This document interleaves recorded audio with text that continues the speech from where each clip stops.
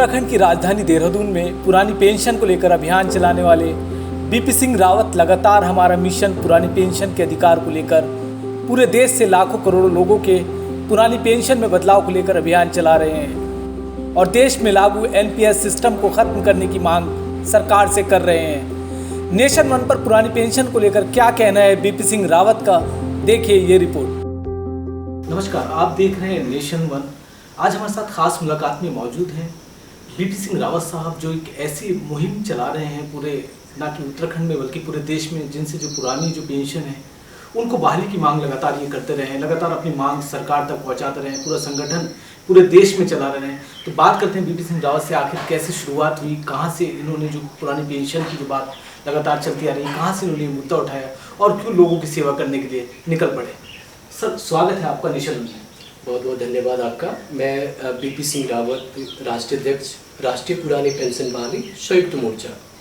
जैसे कि आपके चैनल के माध्यम से मैं देश के तमाम कर्मचारियों को, 60 लाख एनपीएस कर्मचारियों को, देश की जनता को ये अवगत कराना चाहता हूँ कि 2004 से 2005 से, चाहे वो केंद्र सरकार के कर्मचारी हो, चाहे वो राज्य सरकार के कर्मचारी हो, चाहे हमारा वो 4th क्लास का कर्मचारी हो, चाहे हमारा वो क्लास 1 का आईएएस अधिकारी हो, चाहे आईपीएस अधिकारी हो, सरकार ने तमाम कर्मचारियों को एनपीएस के दायरे में रख दिया है। और जो कि एनपीएस पूरी तरह से एक बाजार आधारित नीति है और इसका हम पूरी तरह से विरोध कर रहे हैं। इसी आवाज़ को हम आज देश की आवाज़ और जनता की आवाज़ और कर्मचारियों की आवाज़ इस नवरूप बैनर के माध्यम से पहुंचाना चाहते हैं। सर, जो पुरानी पेंशन की आप बात करें तो कहाँ से ये शुरुआत हुई, कब आप इस लाइन में आए कि जो पुरानी जो पेंशन है उनकी बहाली की जाए, तो कहाँ से शुरुआत जो हुई वो कहाँ से, कितने लोग साथ मिलकर चले इस शुरुआत को? देखिए, स्टार्टिंग में कहीं ना कहीं कोई भी पद्धति या कोई भी स्कीम शुरुआत में होती है, कर्मचारियों की संख्या 2004 और 2005 में वो कम थी। हम लोग भी 2007 में सेवा में आए हैं। तो ऐसे क्या है कि धीरे धीरे शुरुआती दौर में तो किसी को पता ही नहीं चला है। ये वास्तव में सरकार ने सबसे पहले क्या किया कि इस एनपीएस सिस्टम को बहुत बेहतर तरीके से कर्मचारियों के बीच रखा गया कि आपके लिए बहुत लाभदायक है, आपको बहुत पैसा मिलेगा। तो कर्मचारी बहुत खुश होके इसको मतलब मानने के लिए तैयार हो गए। लेकिन धीरे धीरे हमारे सभी कर्मचारियों ने देखा कि हमारे बीच के कुछ साथी 2018 में, 2017 में जब वो रिटायरमेंट हुए, जिनका मतलब 40 साल में सर्विस लग गया या 45 साल में सर्विस लग गया, वो पहले एडॉक बेसिस थे, उसके बाद 2004 और 2005 में उनको परमानेंट किया गया। तो जब वो धीरे धीरे रिटायर हो गए, सेवानिवृत्त हो गए, तो हमने देखा कि उनको मात्र 1100 रुपये, मात्र 1200 रुपये उनको पेंशन दिया जा रहा है। दूसरी तरफ सेम उसी पद का जो ओपीएस कर्मचारी सेवानिवृत्त होता है उसको 20,000, 25,000, 30,000 मिलता है। तो क्या ये एक दुर्भाग्य नहीं है कि सेम कर्मचारी के साथ इस तरह से अन्याय किया जा रहा है?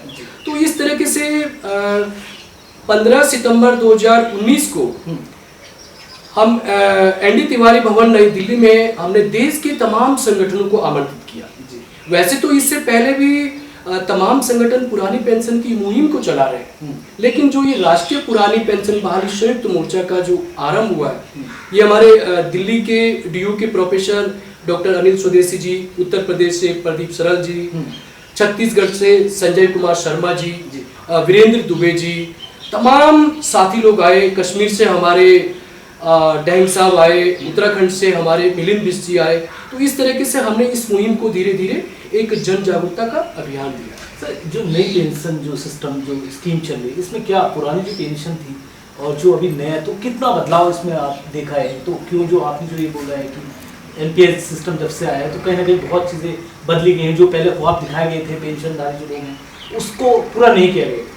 देखिए, सीधे सीधे हमारा मतलब ये है कि जब एनपीएस इतना ही अच्छा है जी, जो हमारे माननीय सांसद है, माननीय विधायक है, वो एनपीएस को स्वागत क्यों नहीं करते? उनको ओपीएस दिया जाता है, हम लोगों को एनपीएस दिया जाता है। हम आपके चैनल के माध्यम से, नेशन वन के माध्यम से देश के कर्मचारियों को, देश को बताना चाहते हैं कि ये पूरी तरह से हम लोग दुर्भाग्य ये है कि हम सरकारी संस्था से जुड़े हुए सरकारी सेवक हैं, लेकिन जो हमारा बुढ़ापे का जो सहारा है, बुढ़ापे का जो हमारा सहारा है, जो हम सेवानिवृत्ति के बाद जो जीवन यापन करेंगे, उसका पूरा का पूरा जो हमारा भविष्य है वो प्राइवेट सेक्टर के रूप में रखा गया है। हम किसके पास जाएंगे? सवाल ये है। हम जब तक सेवा में हैं, कर्मचारी हैं, तब तक तो हम विभागीय तरीके से चलो हम अपनी बात उठाएंगे, लेकिन जब हम विभागीय सेवा से निवृत्त हो जाएंगे तो जो हमारा भविष्य है, बुढ़ापे का सहारा सेवानिवृत्ति के बाद, तो प्राइवेट सेक्टर को दे रखा है। वो पूरी तरह से बाजार आधारित पद्धति है और जो पूरी तरह से एक छल कपट है पूरी तरह से। अभी आप बात कर रहे थे कि बाजार को कुछ जो प्राइवेट सेक्टर में दे दिए गए, तो क्या 10% की आप पहले की बात किया, 10% अभी वो प्राइवेट कंपनियों को जो आपका जो सैलरी है उससे 10% काटा जाता है, तो प्राइवेट सेक्टर को दे दिया जाता है इन्वेस्ट करने की, तो वो कहीं ना कहीं मेरे ख्याल से लगता नहीं कि जो ये नौकरी पेशाधारी लोग हैं उनको हित में ये बात हुई।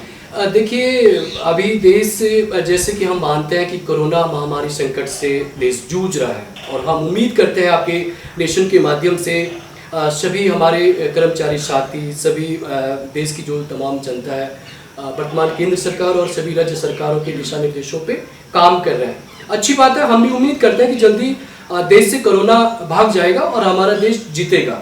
हम इसकी उम्मीद करते हैं और हमारे तमाम एनपीएस के कर्मचारी, आज आपके चैनल के माध्यम से मैं बेबाक तरीके से कहना चाहता हूँ, देश की जनता को बताना चाहता हूँ, आज सिर्फ और सिर्फ सरकारी कर्मचारी ही आज सेवा के लिए समर्पित है, माँ भारती की सेवा में समर्पित है। आज कहीं भी जितने भी प्राइवेट सेक्टर के जितने भी बड़े बड़े उद्योगपति हैं वो अपने बिल में छुप गए हैं।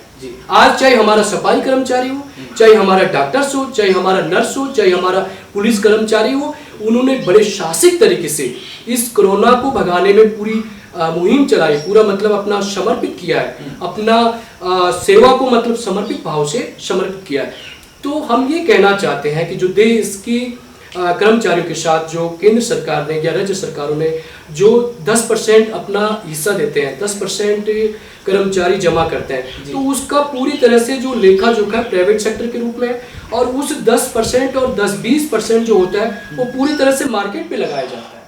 और मार्केट का एक अपना आकलन होता है, बाजार की जो नीति होती है, पैसा कभी उछलता है कभी गिरता है, तो ये आकलन कोई नहीं लगा सकता है कि रिटायरमेंट में उसको कितना पैसा मिलेगा। सपोज करो उसने 40 लाख रुपए लगा दिया, तो ये जरूरी नहीं है कि उसको 40 लाख रुपए पूरा मूल सहित वापस मिल जाएगा, ब्याज सहित वापस मिलेगा। ये पूरी तरह से बाजार नीति है और बाजार नीति का सीधा सीधा फंडा है।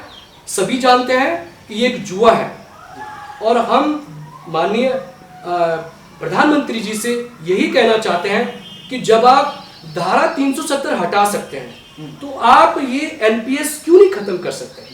ये सिर्फ और सिर्फ कर्मचारियों की आवाज नहीं है, ये आने वाले युवाओं की भी आवाज है। राम जी, एक सवाल, आपने भी आभार पत्र एक जारी किया है 13 जुलाई को, उसका क्या पर्पस रहा है? जो बहुत अच्छा आपने सवाल पूछा है। नेशन वन के चैनल के माध्यम से मैं बार बार यही कहूँगा कि राष्ट्रीय पुरानी पेंशन बहाली संयुक्त मोर्चा ने अभी उत्तराखंड में 7 जून में दीपक जलाने के माध्यम से दिए जलाए अपने घर में, और इसके माध्यम से अपनी पुरानी पेंशन की आवाज़ को जन जन तक पहुँचाने का काम किया है। इसके बाद 21 जून को पोस्टर के माध्यम से हमने अपनी मांग को फेसबुक, ट्विटर के माध्यम से माननीय प्रधानमंत्री जी, माननीय मुख्यमंत्री जी, सभी राज्यों के मुख्यमंत्री जी तक हमने अवगत कराया है कि आपको ये करना ही होगा।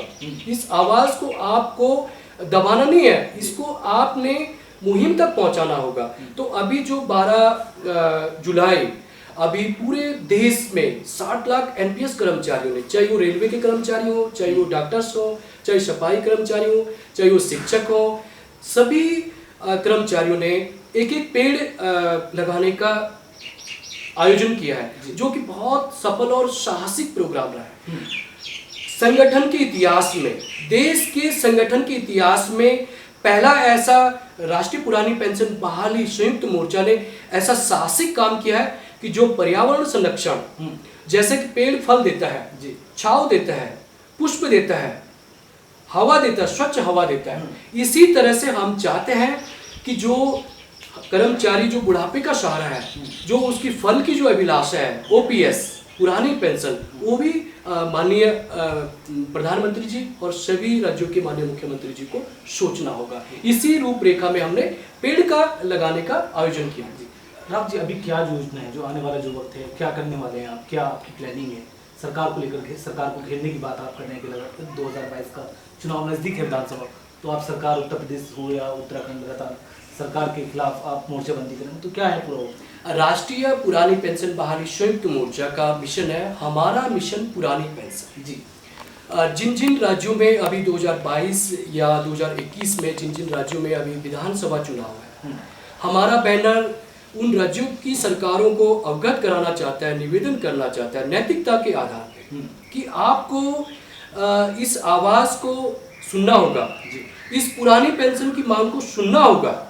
आप अगर विकास की बात करते हैं, देश जब स्वतंत्रता के बाद जब विकास से शुरुआत हुई तब भी उस टाइम की सरकारों ने कर्मचारियों का बुढ़ापे का सहारे का सम्मान किया है।